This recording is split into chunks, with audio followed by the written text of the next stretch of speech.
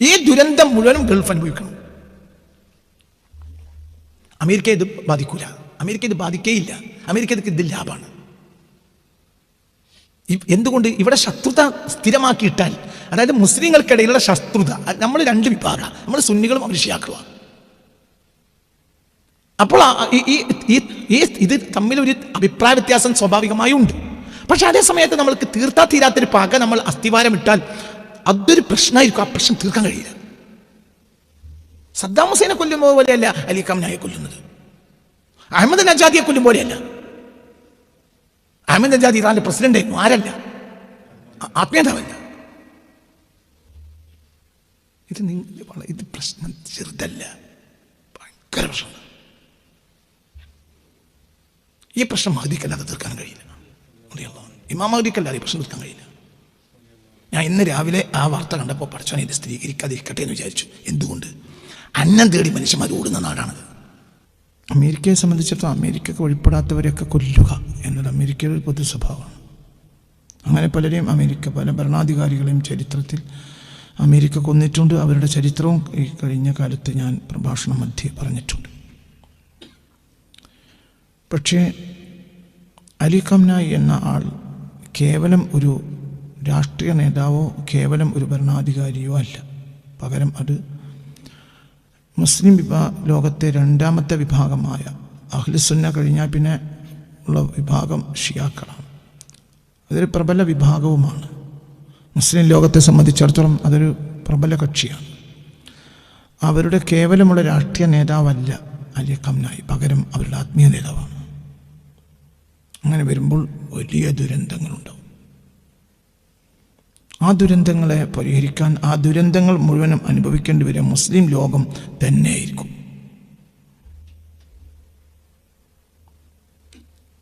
എന്തുകൊണ്ടെന്നാൽ ഇതിൻ്റെ പിന്നിലുള്ള ഒരു പ്രൊപ്പഗണ്ടയും ഒരു യാഥാർത്ഥ്യവും ഉണ്ട്. എന്താണ് പ്രൊപ്പഗണ്ട? മുസ്ലിം ലോകം മുഴുവനും അമേരിക്കയുടെ കൂടെയാണ്, ഇസ്രായേലിൻ്റെയും. മുസ്ലിം ലോകം മുഴുവനും അമേരിക്കയുടെയും യൂറോപ്പിൻ്റെയും കൂടെയാണ്. മുസ്ലിം ലോക നേതാക്കളെല്ലാം ഇസ്രായേലിൻ്റെ കൂടെയുമാണ് എന്നത് ഒരു പ്രൊപ്പഗണ്ടയും ഒരു യാഥാർത്ഥ്യവുമാണ്. അതിൻ്റെ മേൽ വലിയ പ്രശ്നങ്ങളുണ്ടാക്കും. ആ പ്രശ്നങ്ങൾ തന്നെയാണ് സത്യത്തിൽ അമേരിക്കയുടെ ആവശ്യവും. എന്താ അമേരിക്കയുടെ ആവശ്യം? അശാന്തമായ സാഹചര്യം പേർഷ്യൻ ഗൾഫിൽ നിലനിർത്തുക. എന്നാൽ അമേരിക്കയുടെ സാന്നിധ്യത്തെ മുസ്ലിം രാജ്യങ്ങൾ നിർബന്ധിച്ച് ക്ഷണിച്ചു വരുത്തും. അങ്ങനെ വരുമ്പോൾ അവർക്ക് വളരെ തുച്ഛമായ വിലക്ക് എണ്ണ കൈക്കലാക്കാൻ കഴിയും. ഇതിൻ്റെ എല്ലാം അടിസ്ഥാനം എണ്ണയാണ്. ഇറാൻ്റെ പ്രത്യേകതയും നിങ്ങൾ മനസ്സിലാക്കണം. ഏഷ്യൻ രാജ്യങ്ങളിൽ ആദ്യമായി എണ്ണ കണ്ടെടുക്കുന്നത് മസ്ജിദ് സുലൈമാനി നഗരത്തിലാണ്, അത് ഇറാനിലാണ്. ലോകത്തെ ആദ്യമായി ഏഷ്യൻ രാജ്യങ്ങളിൽ ആദ്യമായി എണ്ണ കണ്ടെടുത്തത് ഇറാനിലാണ്.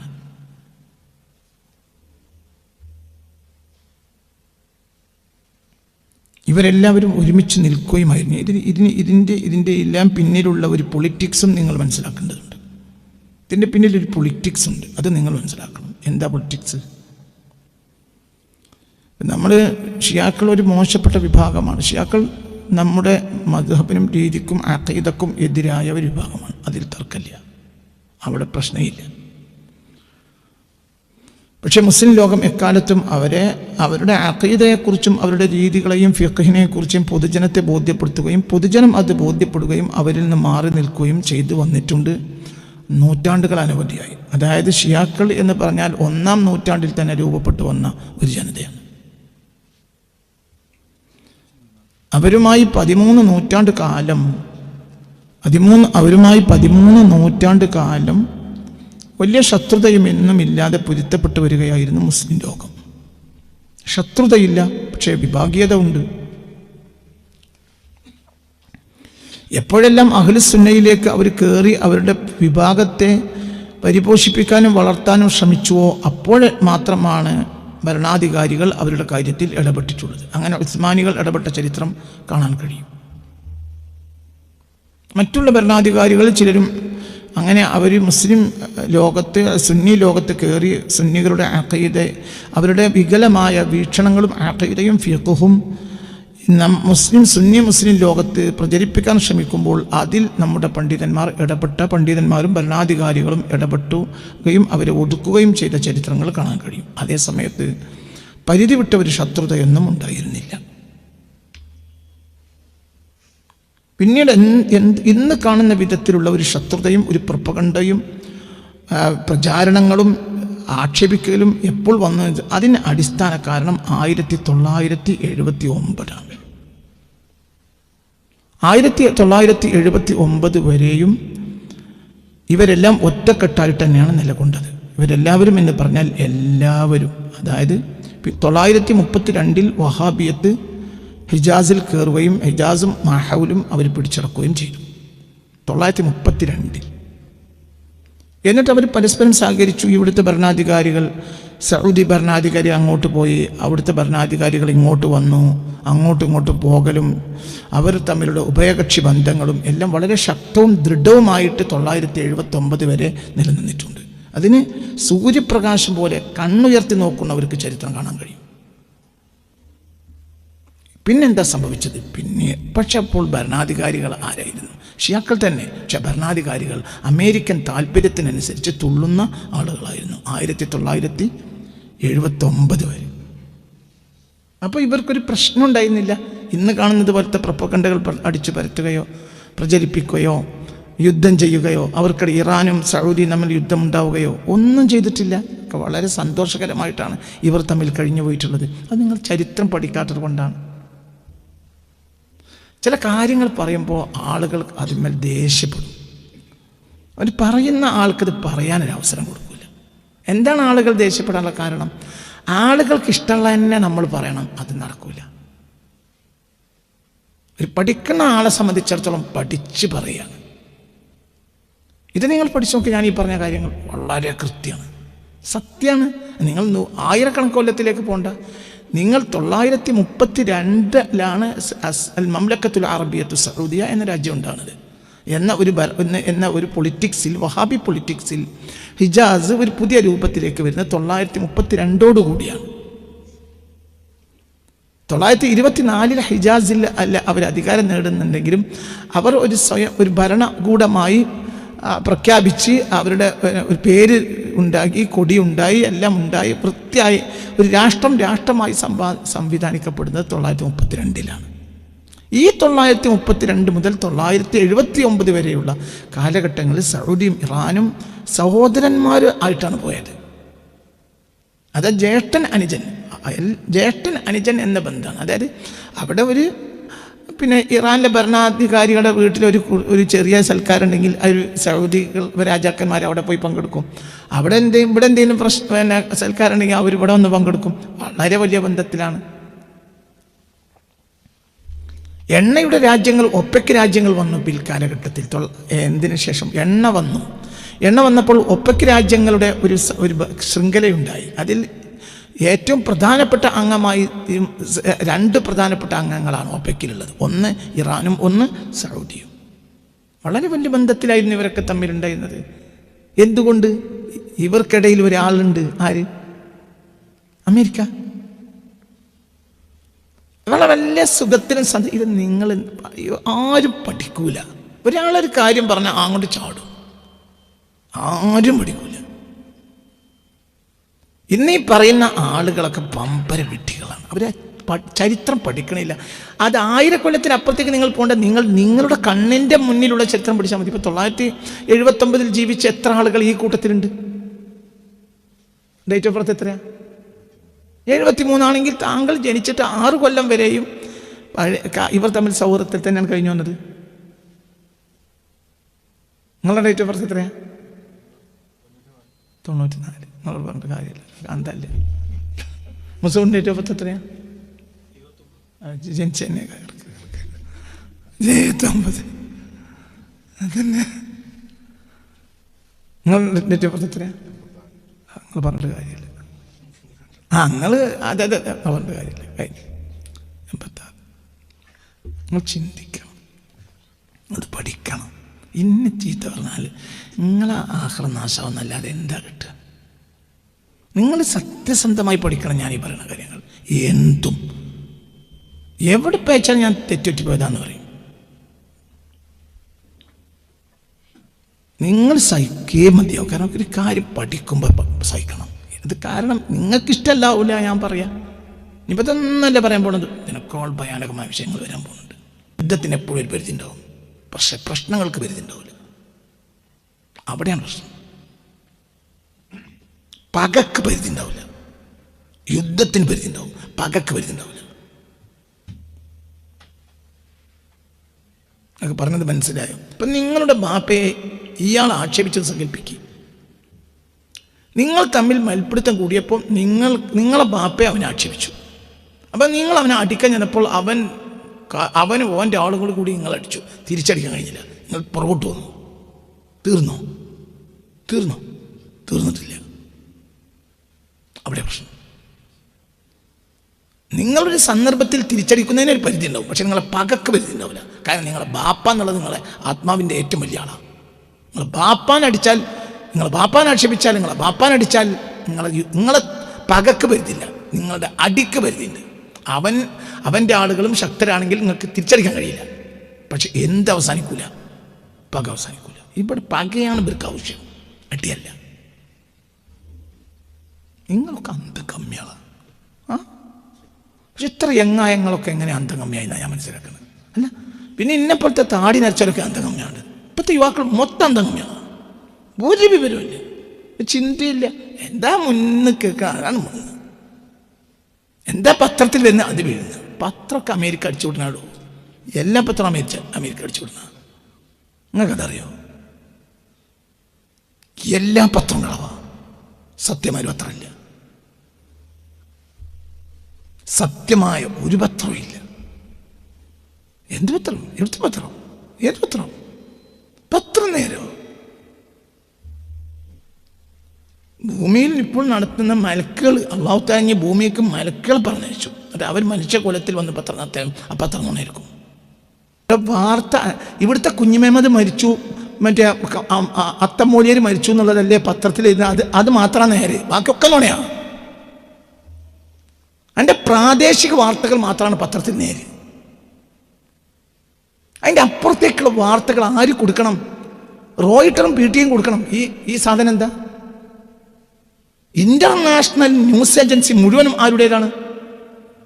ആരുടേതാണ്? ബ്രിട്ടൻ്റെ, അമേരിക്കയുടെ. നിങ്ങളെന്ത് വിചാരിച്ച്? ഈ ലോകത്ത് ഏറ്റവും വലിയ വിഡിത്തരം എന്താണെന്നറിയോ? നമ്മളെ നാട്ടിൽ നേര് ഇറക്കാൻ വേണ്ടിയിട്ടൊരു പത്രം ഇറക്കൽ നടക്കൂല. ഒരു പാർട്ടിയെ നിലനിർത്താൻ, ആ പാർട്ടിയെ പെരുപ്പിക്കാൻ മാത്രം പത്രത്തിൻ്റെ ജോലി. എന്തല്ല സത്യം പുറത്തുകൊണ്ടുവരാൻ പത്രത്തിന് ഒരിക്കലും കഴിയില്ല. ഇമ്പോസിബിൾ. അത് നിങ്ങളെ മുന്നിലുള്ള ആളുകൾ നിങ്ങളെ പറഞ്ഞ് പറ്റിച്ചതാണ്. ഇന്ന് ഈ കാണുന്ന പത്രങ്ങൾ മൊത്തം അത് മാതൃഭൂമി കൊടുക്കും. മാതൃഭൂമിക്ക് എവിടുന്നാണ് ന്യൂസ് കിട്ടുന്നത്? അവിടുന്ന് തന്നെ മനോരമ കിട്ടുന്നത്, അവിടുന്ന് തന്നെ മാധ്യമത്തിന് കിട്ടുന്നത്, അവിടുന്ന് തന്നെ സുപ്രഭാതത്തിന് കിട്ടുന്നത്, അവിടുന്ന് തന്നെ ചന്ദ്രിക കിട്ടുന്നത്, അവിടുന്ന് തന്നെ വീക്ഷണത്തിന് കിട്ടുന്നത്, അവിടുന്ന് തന്നെ കേരള കൗമുദി കിട്ടുന്നത്, അവിടുന്ന് തന്നെ ജന്മഭൂമിക്ക് കിട്ടുന്നത്, അവിടുന്ന് തന്നെ ദേശാഭിമാനിക്ക് കിട്ടുന്നത്. വാർത്തകൾ മൊത്തം ലോക വാർത്തകൾ. മറ്റേപ്പുറത്തെ കുഞ്ഞുമേമത് മരിച്ചു നല്ലതല്ലേ, അതിപ്പോ ഫോൺ ചെയ്താൽ പോലെ. കുഞ്ഞുമേമതും അമ്മത്തൻ്റെ ആയിനും മരിച്ചു എന്നുള്ളതല്ലേ ഇപ്പൊ പത്രത്തിലെ വരുന്ന ആകെ നേരെ ചരമക്കോള. അത് മനോരമയിലെ ചരമകോളവും മാതൃഭൂമിയിലെ ചരമകോളവും സുപ്രഭാതത്തിനും ചന്ദ്രികൻ്റെ ചരമകോളവും ഏകദേശം വ്യത്യാസം ഉണ്ടാവും. അപ്പം പത്രം എടുത്താൽ ആകെ നേരെ അറിയണമെങ്കിൽ ചരമകോളം നോക്കുക, നേരെ. ഇന്റർനാഷണൽ വാർത്ത ഒന്നാ, അതാര് കൊടുക്കണം? അത് റോയിട്ടർ കൊടുക്കണം. അതേതാ? അത് ജൂത ഏജൻസിയാ. ബാക്കി നിങ്ങളെ പിന്നെ അപ്പം പത്രം കൊണ്ട് നിങ്ങൾക്ക് എന്താ ഉണ്ടാക്കാൻ കഴിയുക? നിങ്ങളെ സംഘടന വളർത്താൻ നേരെ പഠിപ്പിക്കാൻ കഴിയില്ല. ഇപ്പം ദേശാഭിമാനി എന്ത് പറഞ്ഞു? നേരെ അറിയാൻ, നേരത്തെ അറിയാൻ. നേരെ അറിയാൻ, നേരത്തെ അറിയാൻ.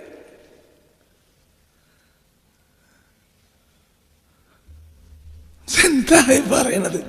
ഒരു നേരെ ഒരു ദേശാഭിമാനിയുടെ വാർത്ത എവിടെ നിന്ന് കിട്ടിയതാണ്? റോയിട്ടർ കൊടുത്തതാണ്. International Zionist agency. അവിടുന്ന് തന്നെയാണ് മനോരമ കിട്ടിയത്. അവിടുന്ന് തന്നെയാണ് ആർക്ക് കിട്ടിയത്? ചന്ദ്രനെ കിട്ടിയത് അവിടുന്ന് തന്നെയാണ്, സിറാജിനിട്ട് അവിടുന്ന് തന്നെ, സുപ്രഭാതത്തിനിട്ട് അവിടുന്ന് തന്നെ, മാധ്യമത്തിനിട്ട് അവിടുന്ന് തന്നെ, വീക്ഷണത്തിന് എല്ലാം. അത്രയും അർത്ഥമുള്ളൂ, അത്രയും അർത്ഥമുള്ളൂ. അവരുടെ ന്യൂസ് ഏതാണ്? അവർ കൊടുക്കുന്ന ന്യൂസ്. അതായത് അതുകൊണ്ടാണ് ഞാനിപ്പം ഈ വിവരം എൻ്റെ അടുത്ത് ഇന്ന് വെളുപ്പിനില്ലാത്തത് കൊണ്ടല്ല. കാരണം അമേരിക്ക ചിലപ്പോൾ പ്രൊപ്പഗണ്ട പടച്ചുവിടും. ഇറാൻ സ്ഥിരീകരിച്ചാൽ ഓക്കെ, കാരണം സ്ഥിരീകരിക്കേണ്ടി വരും. മരിച്ചിട്ടുണ്ടെങ്കിൽ സ്ഥിരീകരിക്കേണ്ടി വരും, എന്നല്ലെങ്കിൽ നാളെ പുറത്തു വരുമല്ലോ. നിങ്ങൾ വിചാരിച്ചതല്ല ഈ ലോകം. ഈ ലോകം മഹ്ദി ഇമാമിനല്ലാതെ നന്നാക്കാൻ കഴിയില്ല, ഒരാൾക്കും കഴിയില്ല. അത് നിങ്ങളോട് പറയും, നിങ്ങളെ നേതാക്കന്മാർ പറയും നമ്മൾ നന്നായി, നമ്മൾ അതൊക്കെ ഒരു ഭൂലോക വിഡ്ഢികളായതുകൊണ്ടാണ്. നിങ്ങളെ നേതാക്കന്മാർ ഈ ലോകത്തെ ഏറ്റവും വലിയ വിഡ്ഢികളാണ്. ഇന്നത്തെ ലോകത്തെ ഏറ്റവും വലിയ വിഡ്ഢികൾ മുസ്ലിം നേതാക്കന്മാർ, ഭൂലോക വിഡ്ഢികൾ. വിഡ്ഢികൾ എന്നാണ് വിഡ്ഢികൾ, പമ്പര വിഡ്ഢികൾ. എന്തുകൊണ്ട്? ഉറപ്പ് വിഡ്ഢികൾ, ഭൂലോക വിഡ്ഢികൾ. ഇത് നന്നാക്കാൻ നിനക്ക് കഴിയൂല, അതിനൊരാൾ വരാനുണ്ട്. എന്തുകൊണ്ട്? ഇത് നന്നാക്കുകയാണെങ്കിൽ ഇതിൻ്റെ പുറത്താണ്, എൻ്റെ ഉള്ളിലേ നന്നാക്കാൻ കഴിയൂ. ഉദാഹരണം പറയാം, ഇംഗ്ലീഷ് മരുന്ന് കുടിച്ചിട്ട് എനിക്ക് ആരോഗ്യം ഉണ്ടാക്കാൻ പോലെയാണ്. ഇംഗ്ലീഷ് മരുന്നിന് അലോപ്പതിൻ്റെ ദോഷം ഉണ്ടാവും. അലോപ്പതി ആരോഗ്യത്തിനുള്ള ശാസ്ത്രമല്ല, മുട്ടുശാന്തിയാണ്. തിരിഞ്ഞിട്ടില്ല. അലോപ്പതി ഗുളിക കുടിച്ചിട്ട് ഒരാൾക്കൊരു ആരോഗ്യം ഉണ്ടാവില്ല. അലോപ്പതി മുട്ടുശാന്തിയാണ്. അലോപ്പതിയിൽ എന്തേ ഉണ്ടാവുള്ളൂ? അലോപ്പതിയിൽ തലവേദന, കഴുത്തുവേദനയാവും. ഇവിടുന്ന് ഇങ്ങോട്ട് ഇറങ്ങും, ഇവിടുന്ന് ഇങ്ങോട്ട് ഇറങ്ങും, ഇവിടുന്ന് ഇങ്ങോട്ട് ഇറങ്ങും. അല്ലെങ്കിൽ തൽക്കാലം കുറച്ച് കാലം ഒളിച്ചു നിന്നിട്ട് ഇതിനേക്കാൾ വലിയതായിട്ട് തുടങ്ങും. കാരണം അലോപ്പതി എന്തല്ല? അലോപ്പതി എന്തല്ല? ഔഷധമല്ല, മുട്ടുശാന്തിയാണ്. അലോപ്പതി ഔഷധമേ അല്ല, അലോപ്പതി കെമിക്കലാണ്. ആയുർവേദമാണെങ്കിൽ ഔഷധമാണ്. ഇനിയിപ്പോൾ ഇപ്പോഴത്തെ ആയുർവേദവും എന്തായി? അലോപ്പതി ഗുളിക പൊടിച്ചിട്ടാണ്. ഇപ്പൊ സുന്നികൾക്കൊരു ആത്മീയ നേതാവില്ല, സുന്നികൾക്കൊരു ആത്മീയ നേതാവില്ലല്ലോ. പണ്ഡിതന്മാരുണ്ട്, അത്രേ ഉള്ളൂ. എന്തില്ല? ഒരു ആത്മീയ നേതാവില്ല. പറഞ്ഞത് അങ്ങനെ തന്നെ പാലിച്ച്, അങ്ങനത്തെ നേതാവ് സുന്നികൾക്കില്ല. ഷിയാക്കൾക്ക് ആത്മീയ നേതാവുണ്ട്, അയാൾ പറഞ്ഞാണ് അവസാന വാക്ക്. ഉദാഹരണം പറയാം, കാത്തലിക്സ് ക്രിസ്ത്യാനികൾക്കൊരു ആത്മീയ നേതാവുണ്ട്. അതാരാ? പോപ്പ്. പോപ്പൊരു കാര്യം പറഞ്ഞാൽ അതാ നിയമം. അപ്പൊ പോപ്പിനൊരു ക്ഷതം പറ്റാന്ന് പറഞ്ഞാൽ കാത്തലിക് ക്രിസ്ത്യാനികളെ സംബന്ധിച്ചിടത്തോളം അവർ മരിക്കുന്നതിനേക്കാൾ അവർക്ക് വേദന പോപ്പിനൊരു ക്ഷതം പറ്റലായിരിക്കും, അവർ യഥാർത്ഥ ക്രിസ്ത്യാനികളാണെങ്കിൽ. കാരണം അതവരുടെ ആരാണ്? രാഷ്ട്രീയ നേതാവ് മാത്രമല്ല, അവർ എന്താണ്, വത്തിക്കാൻ സിറ്റിയിലെ രാഷ്ട്രീയ നേതാവ് മാത്രമല്ല പോപ്പ്. പോപ്പ് ആരാണ്? അവരുടെ റിലീജിയസ് സ്കോളറാണ്, അവരുടെ സുപ്രീം കമാൻഡറാണ്, റിലീജിയസ് കമാൻഡറാണ്, സുപ്രീം കമാൻഡറാണ്. അങ്ങനെ സുന്നികൾക്ക് നേതാവില്ല. അങ്ങനെ സുന്നികൾക്കൊരു നേതാവില്ല. മനസ്സിലാണ്ട്? ഒരു കാലത്ത് ഖലീഫമാരുണ്ടായിരുന്നു. ഖിലാഫത്ത് 900-ന്റെ തുടക്കത്തിൽ തകർന്നു, പിന്നെ അങ്ങനെ ഇല്ല. അതിലെതിരപ്പോഴുണ്ടായിരുന്നു. പക്ഷെ അതേസമയത്ത് ഷിയാക്കൾക്ക് ഏത് കാലത്തും ആരുണ്ട്? അത് പ്രശ്നമാണ്. ആത്മനേതാവിന് എന്തെങ്കിലും സംഭവിക്കാറിഞ്ഞാൽ പക അവസാനിക്കൂല, അവസാനിക്കില്ല പക. അത് പ്രശ്നമാണ്. ഈ പ്രശ്നം യുദ്ധം ചെയ്ത് ഇനി അമേരിക്കക്ക് ഇറാനോട് ശത്രുതയുണ്ടെങ്കിൽ, ഇസ്രായേലിനുണ്ടെങ്കിൽ, ഇത് യുദ്ധം ചെയ്ത് തീർക്കാം. ഒരു രാജ്യത്തോട് തർക്കം പ്രശ്നം ഉണ്ടെങ്കിൽ അവർക്ക് എന്ത് ചെയ്യാം? യുദ്ധം ചെയ്യാം, യുദ്ധം ചെയ്ത് ഒതുക്കാം. എന്നിട്ട് അവസാനം എന്ത് ചെയ്യാം? വിഷയങ്ങൾ പറഞ്ഞു തീർക്കാം. അല്ലെങ്കിൽ മൂന്നാമത്തെ ഒരു കക്ഷി, ഇവിടെ ഒരു സാധനം ഉണ്ടല്ലോ, UN, മനസ്സിലായില്ല? ഇവിടെ യുണൈറ്റഡ് നേഷൻസ് എന്നൊരു സാധനം ഇവിടെ ഉണ്ടല്ലോ. അവർക്കിടയിൽ ആ കാര്യം പറഞ്ഞു തീർക്കാം. അല്ലെങ്കിൽ യുദ്ധം നിർത്തിയിട്ട് പിന്നെയും മുന്നോട്ട് പോകാം. കൊല്ലങ്ങൾ എത്ര യുദ്ധം നടന്ന സംഭവങ്ങൾ ഉണ്ടായിട്ടുണ്ട്. അതേ സമയത്ത് ആ രാജ്യത്തിൻ്റെ പരമാധികാരിയും ആത്മീയ നേതാവിനെയും കൊന്നു കഴിഞ്ഞാൽ അത് പ്രശ്നം, അത് അവിടെ അവസാനിക്കൂല. ആ പ്രശ്നം അവസാനിക്കുന്നില്ല, ആ പ്രശ്നം അവസാനിക്കില്ല, ആ പക അവസാനിക്കൂല. നൂറ്റാണ്ടുകൾ കഴിഞ്ഞാൽ അവസാനിക്കൂല. ഈ പ്രശ്നത്തിന് ഇനിയിപ്പോൾ ഈ പ്രശ്നം, ഇതിന് സൗകര്യം മുഴുവനും ഇതിന് മുഴുവനും പേർഷ്യൻ അറേബ്യൻ രാജ്യങ്ങളിലുള്ള മിലിറ്ററി ബേസുകൾ, അവർക്ക് അമേരിക്കക്ക് എല്ലാവിധ സൗകര്യങ്ങൾ ചെയ്ത മിലിറ്ററി ബേസുകളാണ് ഗൾഫ് രാജ്യങ്ങളിലുള്ളത്. അപ്പോൾ ആ ശത്രുത നേരെ ആരോടാണ്? ഇവർക്ക് പക ആരോട് വരും? ഈ രാജ്യങ്ങളോട്. ഇസ്രായേലും ഇവരും തമ്മിലുള്ള ഉഭയപക്ഷബന്ധം, മുസ്ലിം രാജ്യ നേതാക്കന്മാർ ഇസ്രായേലും തമ്മിൽ അതിശക്തമായ ബന്ധം നിലനിൽക്കുന്നുണ്ട് എന്നത് ഇപ്പോൾ എഫ്സ്റ്റീൻ ഫയൽസ് പുറത്തു വന്നപ്പോൾ വരെ ദൃഢമായി ലോകത്തിന്. അപ്പോൾ ഇസ്രായേലും അമേരിക്കയും അറബ് നേതാക്കന്മാരും ഒറ്റക്കെട്ടാണ്. സുന്നികൾ അത് തൽക്കാലം ഉണ്ടാക്കും. അതേസമയത്ത് ശിഷ്യാക്കൾക്ക് ഇതോടുകൂടെ എന്ത് വരും? നേരത്തെ തന്നെ പക ഇരട്ടിക്കുന്നു പറഞ്ഞാൽ തീരൂല. ഈ ദുരന്തം മുഴുവനും ഗൾഫ് അനുഭവിക്കണം. അമേരിക്ക ഇത് ബാധിക്കൂല, അമേരിക്ക ഇത് ബാധിക്കേയില്ല, അമേരിക്കക്ക് ഇത് ലാഭമാണ്. എന്തുകൊണ്ട്? ഇവിടെ ശത്രുത സ്ഥിരമാക്കിയിട്ടാൽ, അതായത് മുസ്ലിങ്ങൾക്കിടയിലുള്ള ശത്രുത, നമ്മൾ രണ്ട് വിഭാഗം, നമ്മൾ സുന്നികളും ഷിയാക്കളുമാണ്. അപ്പോൾ ഇത് തമ്മിലൊരു അഭിപ്രായ വ്യത്യാസം സ്വാഭാവികമായി ഉണ്ട്.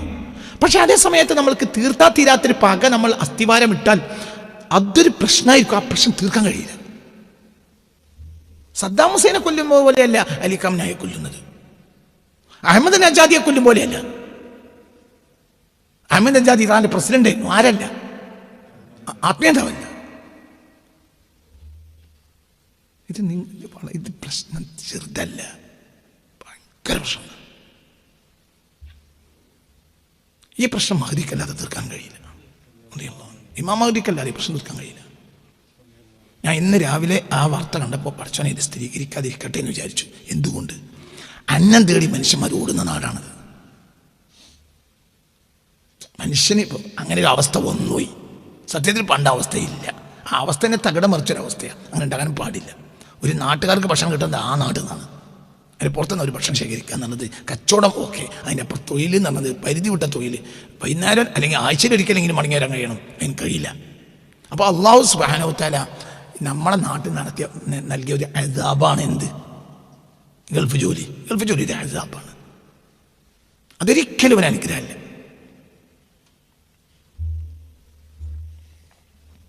ഈ ഗൾഫുകാർക്കും കൂടി ഇന്നോട് ദേഷ്യം ഇരട്ടിയാവും. കാരണം ഒരാഴ്ചയിൽ ഒരിക്കലെങ്കിലും വരണം. അങ്ങനെ പല പ്രശ്നം ഉണ്ടായാലും ചെറിയ പ്രശ്നമൊന്നുമല്ല, വലിയ പ്രശ്നങ്ങളുണ്ട്.